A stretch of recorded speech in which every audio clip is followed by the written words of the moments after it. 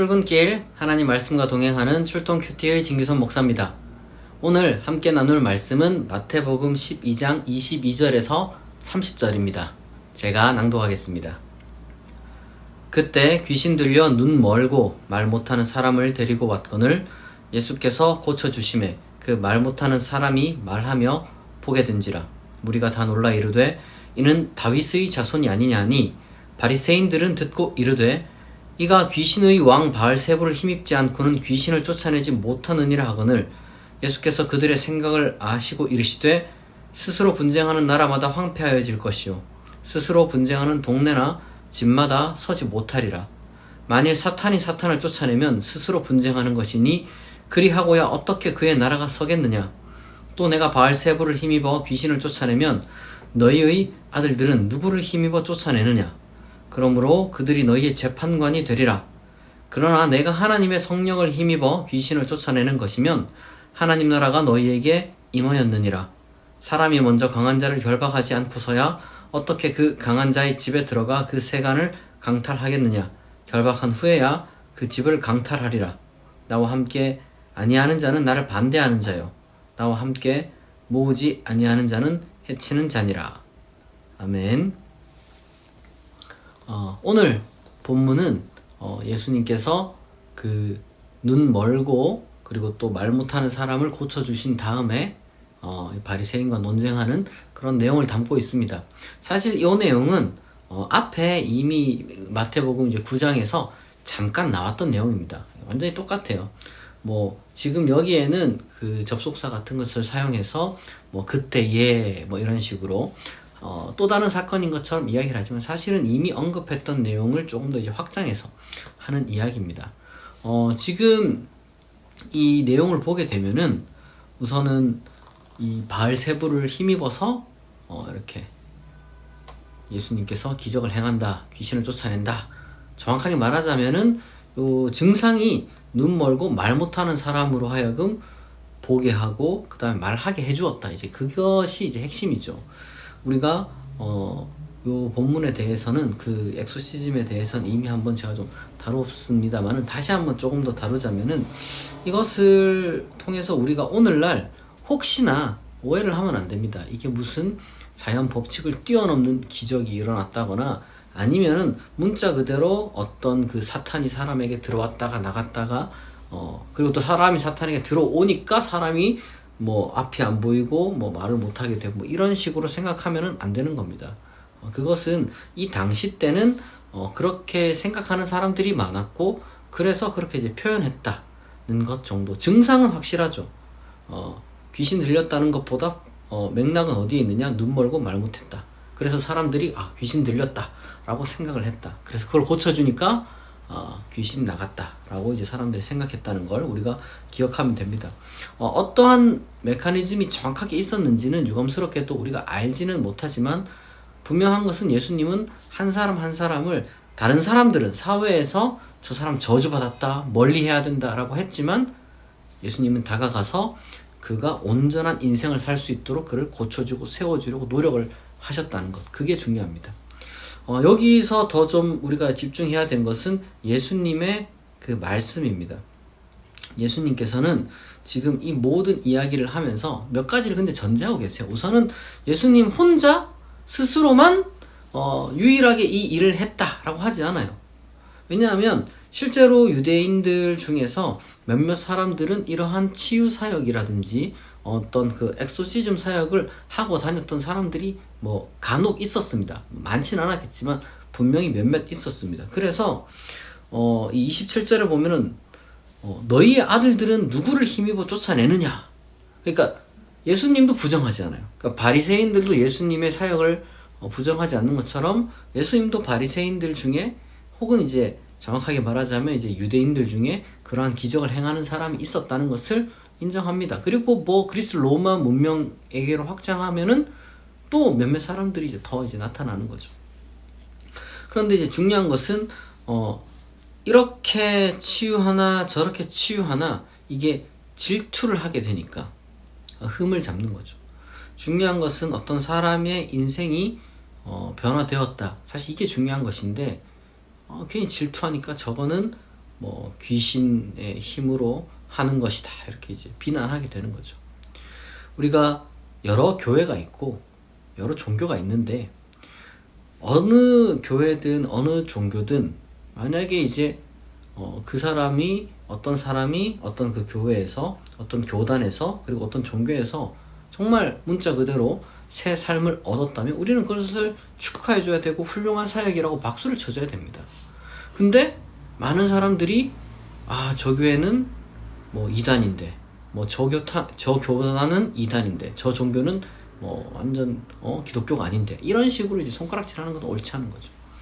물론 무작정 우리가 이제 인정해 줄 수는 없어요. 지금 말씀드렸던 것처럼 너무 세상에는 미혹하는 사람들이 많이 있기 때문에 마치 이제 자기가 무슨 능력이 있는 것처럼 어떤 무슨 초능력이 있는 것처럼 그런 식으로 뭐 사람들을 뭐 미혹하는 사람도 있고 쇼를 하는 사람도 있고 그리고 뭐 정말로 어떤 사람의 인생을 구해주는 것이 아니라 오히려 그 사람의 인생을 아주 그냥 사로잡아 가지고 예수님께서 하신 말씀을 빌으자면은 정말 짐을 거기에다가 이렇게 지워가지고 배나 더 지옥 자식을 만드는 그런 사람들도 있습니다. 그것은 우리가 이제 비판해야 되는데 그게 아니라 똑같은 효과를 보았다면 똑같이 그 보지 못하는 사람을 보게 하고 말 못하는 사람을 말하게 해주고 그리고 이제 그 사람이 부정하다 사람들이 이제 멀리 있는 그 사람을 새로운 인생을 찾게 해줘서 정말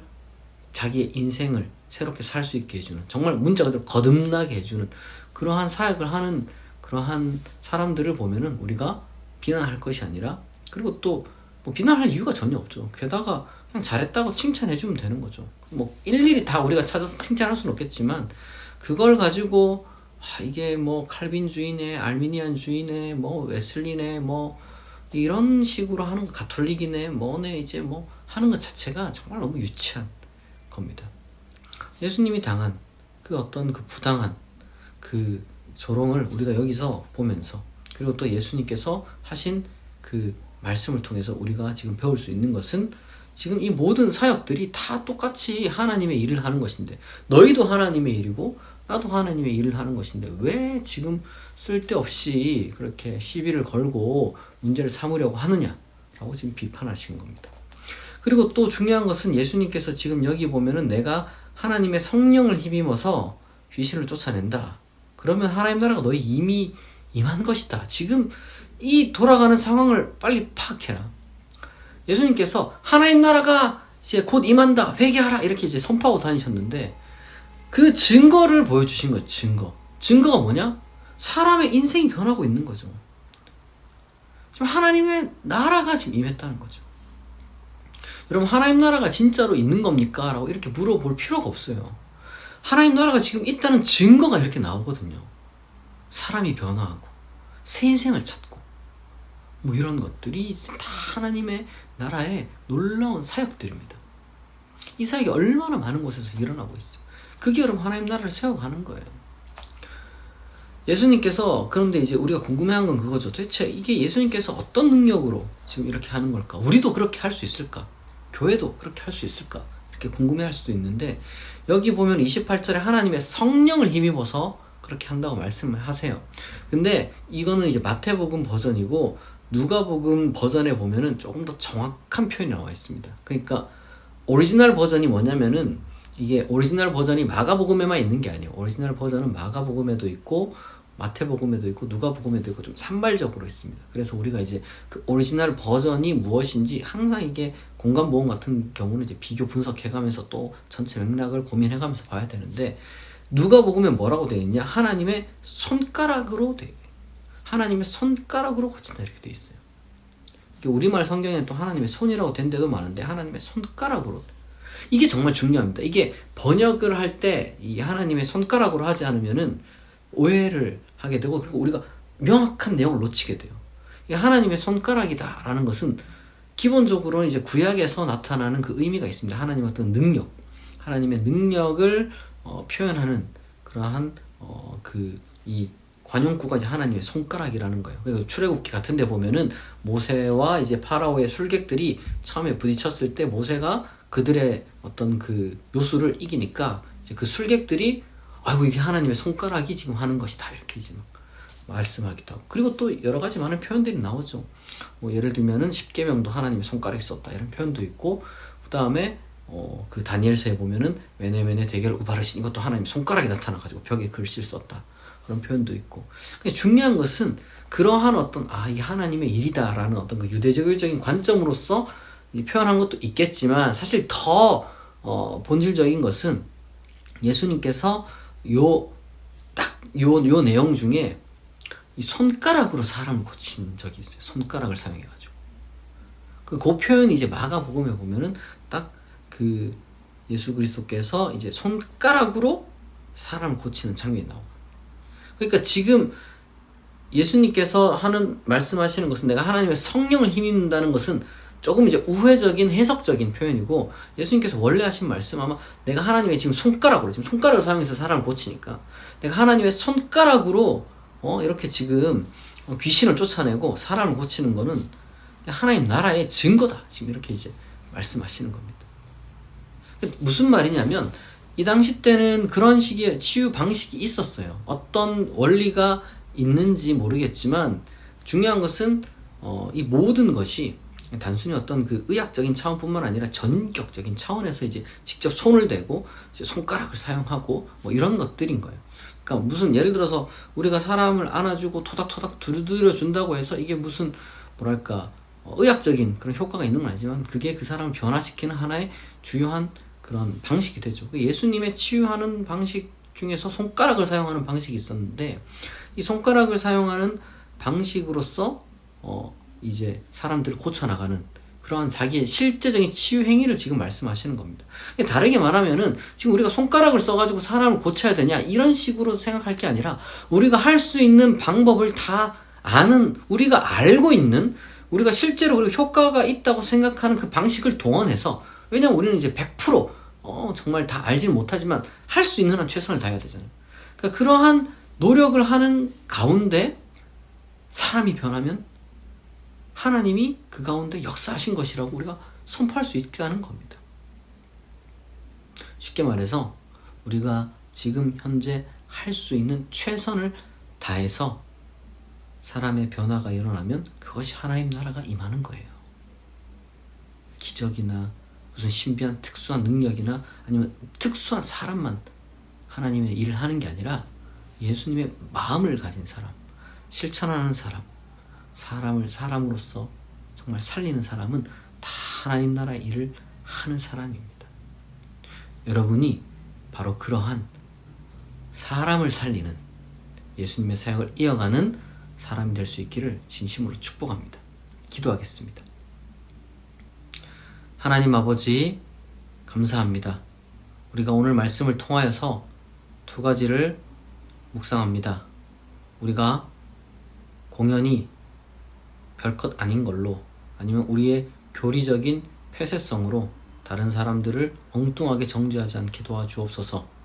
그리고 동시에 우리가 하나님의 그 능력을 힘입어서 예수님의 사역을 본받아 우리도 사람들을 한 명 한 명을 귀하게 여기고 그들을 살리는 그러한 사람, 인생 되게 하여 주옵소서.